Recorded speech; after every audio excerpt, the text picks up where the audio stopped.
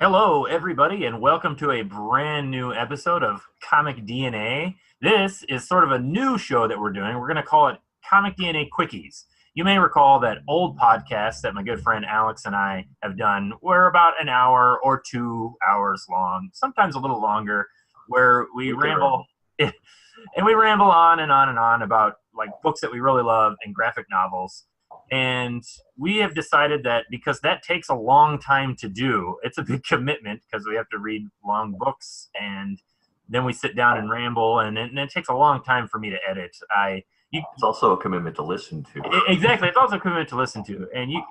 So we've decided that we are going to start a new, I don't know if I would call it a segment or just a new show where we're just going to start reviewing issues that are new and on the stands as they come out, or relatively new, stuff that you likely still see on the shelves in the comic book shop. And I think part of the impetus for this is that it's actually been a while since I've read books monthly, weekly, as they're coming out. I used to be a regular Wednesday warrior, going to the comic book shop and buying comics. And I slowly switched into the trade paperback reader. And I'm not going to get into arguments for or against that, but that's just the nature of what it was. But Alex, you pretty much still kind of buy comics regularly at on a monthly basis, do you not? I do. I don't buy them to the extent that I once did. I mean, as you noted, both of us used to buy a lot of monthly comics, and you've kind of slowly stepped away from that. I took a break for a bit, but I've kind of worked my way back to a more balanced, number of titles that I pick up a month. It's usually just 4 or 5. Try and keep an eye on things, but I've scaled back my consumption of monthly comics, but I still read them, and especially with superhero comics, I enjoy reading them in a the issue format. Sure. Well, there's certainly I don't want to get too ahead of ourselves, but I did sort of revive some of that old fire of just like reading an issue, Just a little bit. I felt a little nostalgic, a little remembering of why I liked this in the first place, Mm-hmm. Don't want to sound like I'm an old burnt out husk of a human being, long given up feeling any joy about anything anymore, but it's nice to read comic books. So. I do heartedness to a weekly format. Yeah, one hopes. And there's a dark side to it too. But. Yeah, that's true. But I do need to get back into reading books, and so I do think that this will be an interesting little experiment that we're doing. And I don't want to spend too much more time on the intro because the other thing that we're going to hold ourselves to is that we're really going to keep this short. We're not going to go through the whole step-by-step plot of what's going on in every issue. We're just going to give our initial thoughts and kind of what we thought, and do we recommend it or not, basically. Our goal is to be very structured and keep these to 5 minutes. We'll see how it goes. We're going to we're not going to spend more than 5 minutes per issue. I think that's why we got a fancy timer that should keep us on track. The finest timer technology has to offer. All right. Well, let's before we jump into the first book, Alex, why don't you tell us? We read 4 books for this episode. So, which 4 books are we going to be talking about? All right. So the 4 books for this episode include X-O Manowar number 23 from Valiant Comics. It's by Matt Kindt and Tomás Giorello. Livewire number 1, also from Valiant Comics, by Vita Ayala. Apologies for butchering that. And Raúl Allén. Number 3 on the list is The Wildstorm number 19 by Warren Ellis and John Davis Hunt. And finally, last on the list is Action Comics number 1007 from Brian Michael Bendis and Steve Epting. Okay, well, which one do you want to start with? Let's just jump into. Let's do Action Comics number 1007 first. Oh, that's a good one to start with. Okay. Okay. All right. You got the 5-minute timer ready? All right, you tell me when. You're gonna kick it off. I'll kick it off. Okay. Yeah. Hit it. Tell me when you hit it. All right, ready, set, go. Okay. So I have not read a Brian Michael Bendis comic in a while. I think the last one I read was I reread the first arc of Powers for an episode of the Comic DNA podcast, and that was probably like in 2014, 2015. But I've not read a lot of his new stuff. I haven't either. But Bendis is a writer that I like and admire to a certain degree, but also I read this issue, and all I can say is I was not surprised that 3/4 of the comic was Jimmy Olsen kind of getting into low-key shenanigans and Lois Lane action drama, talking heads, and then like 5 pages of vaguely heroic action by Superman. Mm-hmm. I don't really have a whole lot else to say about it. It was very, very Bendis-y. A lot of Bendis dialogue. A lot of Bendis dialogue. What do we mean when we say Bendis dialogue for maybe those who have never read a Bendis comic? What do we mean? Yes. Or can you expound on that a little bit? I don't.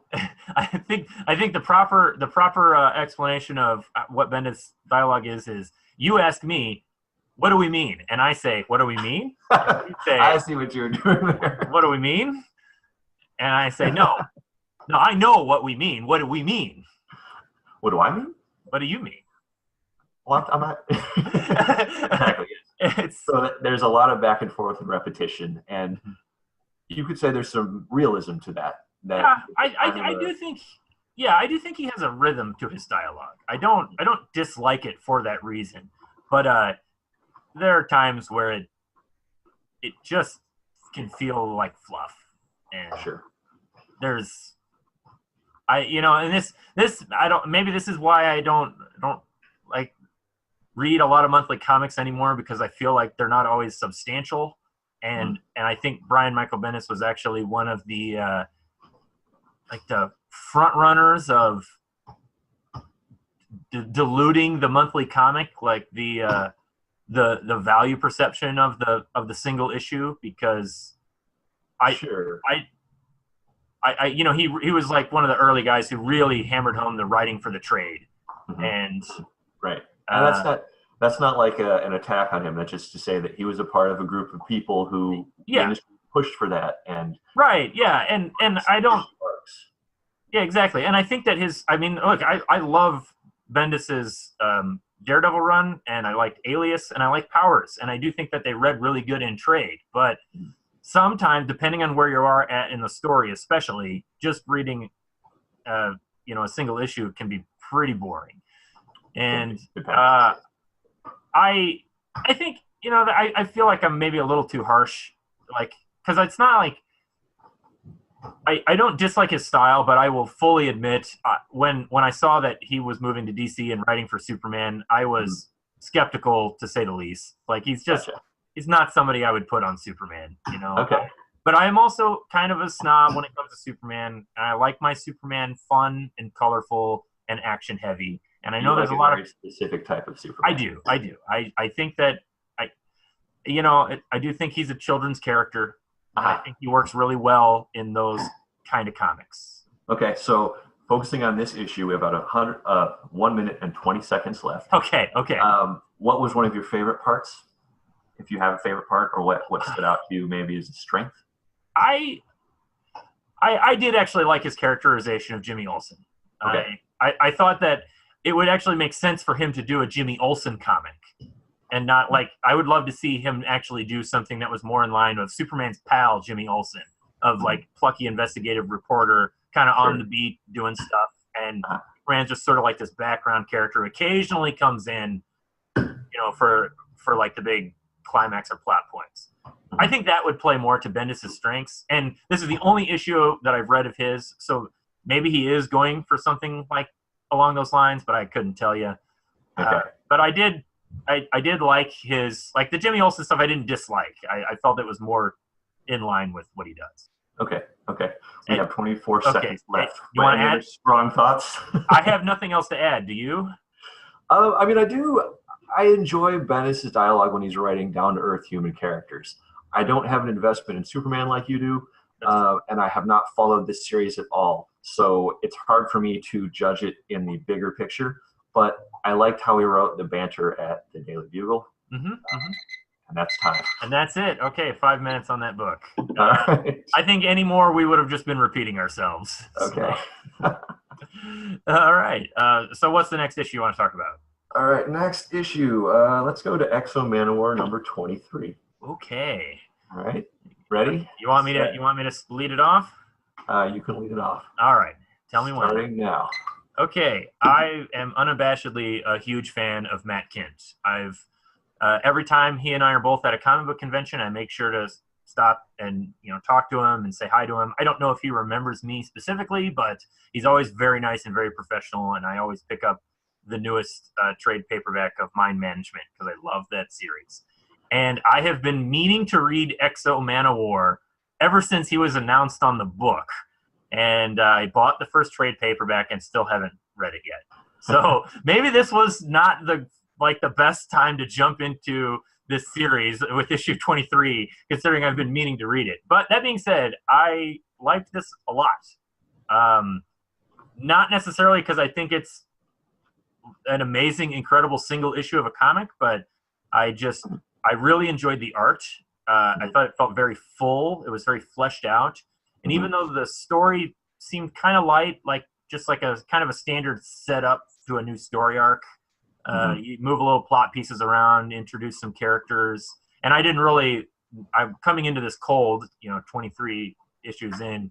Right. I don't really actually know much of anything about any of the characters, but right, that's a challenge to just exactly. But I liked the way the characters were wrote. I liked the main character himself, like him talking to the armor. I thought there was some nice humorous moments there. Like I thought it was just such a professionally done comic book.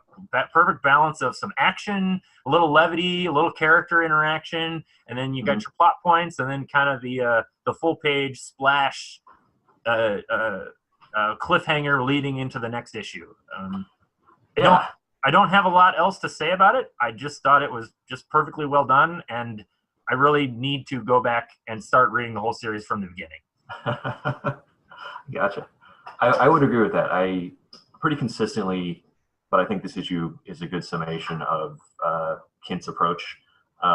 It's just very professionally done. It's big. It's colorful. It moves along. Like the sequences that are in there, they're all pretty interesting. They're not profound or anything, but you get this weird assassination on these giant robots in space. Yeah. You get pulling a Roman vessel out of the ocean. You get a battle. You get a dream sequence. It moves along, and I think Tomás Giorello does great art. I like it. I really love the art. Yeah. So I think if you're interested in a fun comic that moves along, I dig this comic. Now, have you been reading this series from the beginning, or you have? Okay, yeah, so. I really like the premise of Exo Manowar is that he's a barbarian who's abducted by aliens, gets a super suit, travels through time, and ends up in the present day. Yes. And it's just big and crazy and comic booky. And when I heard that Matt Kindt was writing it, I was like, okay, I'm gonna check this out. And it's a fun book. It's a fun book. I love the concept. The concept itself is just perfect. And like you said, it's so comic booky. Like this is almost like the antithesis of what I was complaining about, that Superman, Bendis writing Superman. Like this just feels like Exo Manowar just plays to the strengths of what comic books are, like big and silly and like you can play it straight, but you can still acknowledge the fun aspects of it. Like I mean Matt Kindt's great. Yeah, that dude, he knows comic books. It's interesting to compare it to Bendis' Superman because they're very different approaches. Lots less by way of talking heads in this comic. Well, the art just feels so full. Big images, colorful images. We got 45 seconds left. What else do we say about this one? I don't know what else I could. Just off this single issue, I just I really liked it. Like I legitimately need to go back and reread it now. Did you feel like it read well, even though you came in late, that the issue in itself made sense? Did you feel like it was fairly coherent? I think it did because like I recognized it as kind of like hitting the storytelling beats needed for the new arc of a story arc. Like so I'm able to recognize like, okay, here's our protagonist, and I think the dialogue did a good enough job of kind of peppering in like loosely what's going on. Manowar's hiding out in this town. There's some assassins out in space, doing stuff. Like that's time. Yeah, that's time. It was enough that I could follow it. Gotcha. Okay. All right. Right on. Speaking of following things, how about the Wildstorm number 19? Okay. All right. You got this one. We might push I know we're going to push the 5 minute. Okay. So I'm going to like speed talk through this. Okay. Are you ready? I'm ready. Hit me. All right. Go. All right. I forgot how much I love Warren Ellis. I liked this for the most part, but I admit I really didn't actually get much of anything that was going on. And coming into this issue, in issue 19, and I know you prefaced me with this before when you told me that this is not the best time to come in, but it might be interesting to talk about. But it's been a long time since I've read any Wildstorm books, but I have. I've read some of the Warren Ellis Wildstorm, and so I was able to kind of pick up on some of the stuff that was going on. Like, it wasn't all totally over my head. Like, I got some of the references and characters. But I guess I'll throw in real quick here because I didn't really brief you on this. I just threw the book at you and started reading it. We're going to talk about it. Yeah. This is a reboot of Wildstorm, which was a universe that Warren Ellis was a big part of. I don't know. Yeah. Was it 10 years ago? 15 years ago. Yeah. Yeah. It went away for a while, and they decided to reboot it, and Jim Lee said, Warren, run with this, make it how you want it to be. So anyway, back to you. Okay. So, well, all I can say is I can't really say that I liked the issue in that, like, I liked it enough that like I recognize how much I like Warren Ellis, and I'm interested in reading this whole story just from reading this little snippet. Like, I kind of want to, like, it really, talking about like nostalgia for reading monthly comic books, like this just brought back the feelings. This was totally put me back where I was reading The Authority or like the old Wildstorm books, and I was never as Transmed. I mean, I think the last Warren Ellis book I was really following was Dr. Sleepless, if you remember that one. I vaguely, yes. I didn't follow it right. Not one of his. I don't think that was one of his more popular ones, but I do remember I was reading it and buying it monthly. Okay. But yeah, like his good stuff is great. Just excellent dialogue. His books always have great character designs. He lays into the technobabble and psychedelia pretty hard. he does, but he balances it like so well. Like I really like how his characters just like embrace it, and they say it so matter of factly, and you just kind of get caught up into it, Yeah, you kind of buy into the universe. Like this is. He really sells it. Yeah. I know I was never as into the Wildstorm books as you were. I know you have more of I was a big fan. So, what could you tell me about this? I mean, so it's 19 issues in. He's reestablishing a universe. He's trying to play with all these pieces. That it's basically this secret war being waged between a clandestine intelligence agency and space agency. I think this was a hard issue to start with because you get a bunch of exposition, but there's not a lot of story in it. So as an issue, I wouldn't give it high marks. It's kind of a necessary piece in a bigger picture. But I guess it was kind of you're taking a deep dive into Warren Ellisisms again. The same way that maybe reading the Superman Bendis, you're getting the Bendis dialogue. Here you're getting the Warren Ellis technobabble, interdimensional conspiracy theories. Whatever. I don't think it's the strongest issue of the series, but I've really enjoyed following this one.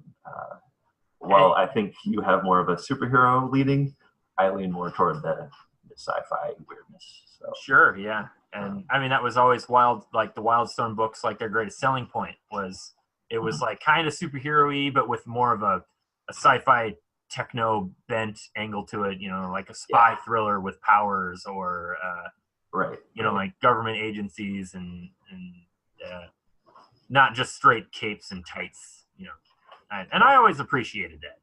I thought they did it really well. It was certainly a product of its time. This kind of like the new face of what a superhero comic can look like. But I think it has lasting power. Like, it doesn't feel dated anymore. It's not like I do think that it's like almost a legitimate subgenre of superhero comics, if you will. Yeah, I can see that. All right, so 30 seconds left. What did you think of the art? I really liked it. Just felt it felt like the type of art that I read in the early 2000s. There was a little bit. There's a few specific artists I can't think of off the top of my head. There was maybe a little bit of the Frank Quitely influence in there. Very clean. Yeah, it was very clean. Very gridded out. Yeah, and it had like nice poppy colors. Like, I really liked the way the colors popped. Yeah, good colors. All right, that's time on that. All right. Okay, we're to our last one, which is Livewire #1. I'm going to try to say the name correctly. Apologies for butchering it before. Vita, Ayala, and Raúl Allén is the artist. So, you ready? Okay, hit me. All right, go. Okay, so this was, being a first issue, you would think that this is probably the one that would be the easiest to appeal, since I'm not coming in the middle, 2 years into a story arc. But this was a Valiant book, right? And I think I've not read a lot of Valiant books, but I've kind of followed what they're doing, and I really respect what they're doing with kind of having their our overarching stories kind of going through their series. They're well organized. Yeah, it's really well organized, and the number of titles small. Yeah, there's restraint there, and I appreciate that. I really do. But as far as this issue goes, again, I went into this cold. I don't know anything about these characters or where they came from, and I could almost compare it to Exo Manowar, actually, or actually maybe Exo Manowar and the Wildstorm, where it did feel like it was kind of a formulaic setup issue, like the standard first issue of a series. But I also felt like I was kind of thrown into the middle of a story arc, because it is, there is constant referencing of what's been going on previous. And I actually didn't care for it that much. I thought it was fairly dull, fairly bland.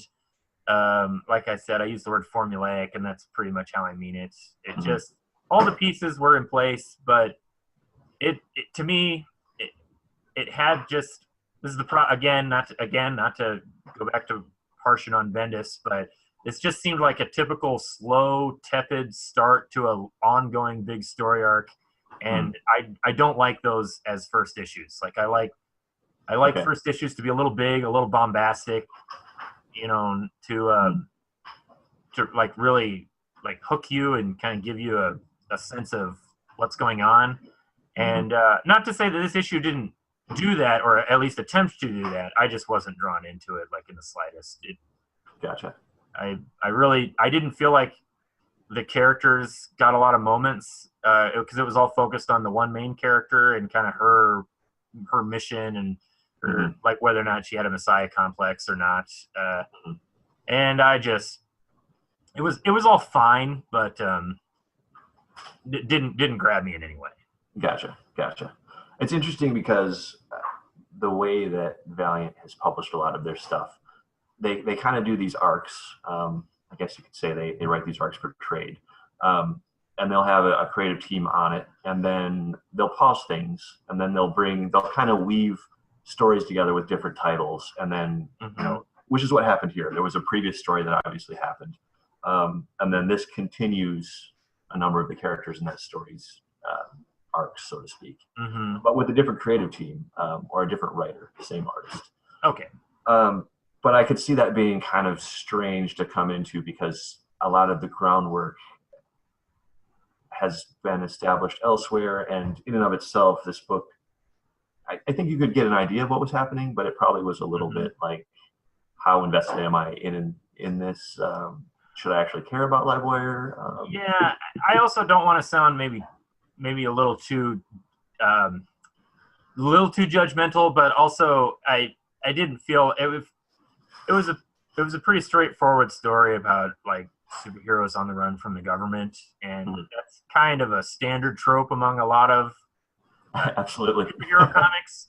And Sure. so like there really needs to be some kind of, I don't want to call it like a gimmick or like an angle, but I this book to me felt like it was trying to do. It's funny to compare it to the Warren Ellis book, because I do feel like it was just kind of like somebody doing a Warren Ellis style, but without any of the flair that Warren Ellis brings to it. Okay. And so like it didn't have like flashy character designs. It didn't have like snappy dialogue. I didn't think.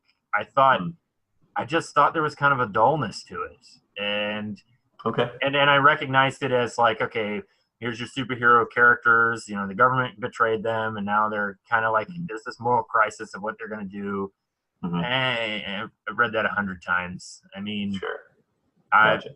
Again, not to sound too dismissive, I've not been following the story, so maybe the story has been compelling leading to this point, but I wasn't too wowed by it. Okay. I could add something, but we are out of time. Oh no! I want to. I'm gonna give you special executive powers. Like add. Give yourself, put another minute on the clock and add something. All right, 1 more minute because we can do this. Because the rules are made up. Okay. No one's actually policing this. Yeah. All right, 1 more minute. So I guess the thing that I have enjoyed about this book, and part of it is I read the series that led up to it. I like that it is basically an X-Men premise that puts a strong focus on the characters. Okay. Which, it's not blowing my mind. I do agree it's a fairly straightforward setup. But perhaps because I've been so starved for good character-focused comics that deal with some of these issues. That's true. Because so much of the industry right now isn't doing that. I think I like the moral conundrum. Basically, it's not explained super well in this, but in order to protect these kids, the main character did something drastic and other people were hurt. And so there's argument and back and forth, and you're getting to see two sides, and you're getting to see more of what the characters believe as a result. And it felt like you were hearing regular people talk. Yeah, I get that. Which I like because... Just keep going. Finish your sentence. Finish your thought. There's been so many comics lately that have tried to set this stuff up, but it doesn't feel like we're actually understanding the characters or where they're coming from or why they're acting as they're acting. Yeah. So I appreciate that there were some more small moments in conversations. And that's why I say maybe it didn't resonate with me, because I really didn't have any sort of connection to the characters and like what led to this issue. So gotcha. I get that, but I definitely get your desire for character-driven comics. I think we all like those. I like character arcs and growth and people acting like people. Exactly. Anyway. Okay, so I mean that does it. Like that was good. We'll just knock them out, and that's that. So thanks everybody for listening. Discussion. Yeah, if you don't like, I guess let us know in the comments. I don't know if it's a good idea to do that on YouTube. Ask for comments, but I know it is. But first of all, if you don't like our stupid 5-minute format, we'll abandon that. But I think it's good to keep us on track. Otherwise, we'll ramble on forever. But if there are any new issues or comics that anybody wants us to check out, just give us a recommendation and we'll take a look at them. Yeah. And we'll be back maybe next week, I think. Yeah, you're gonna find some new comics for me to read out. I like this format. This is doable. We can knock this out. So sure. I think so too. All right. So we'll be back next week with another handful of new comics to dish about. All right. All right. Thanks everybody for listening. We'll see you all next time.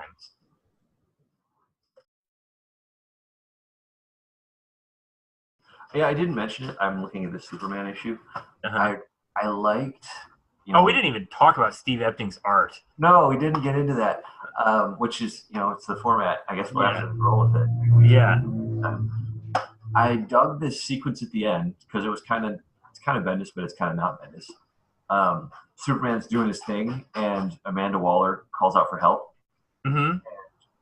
He looks, you see his vision across the city. He shoots across the city, or maybe it's, who knows, across multiple cities. Mm-hmm. And then he catches her. And it's like a reminder of, oh yeah, Superman can do that. Yeah. I like that sequence. I liked that sequence too, but that was just kind of like the joke of like, that seemed like an afterthought of like, oh yeah, Superman has to be in this comic doing something, you know? He has to do a super thing. Yeah. It stands out more when most of the comic isn't that. Yeah, exactly. Yeah.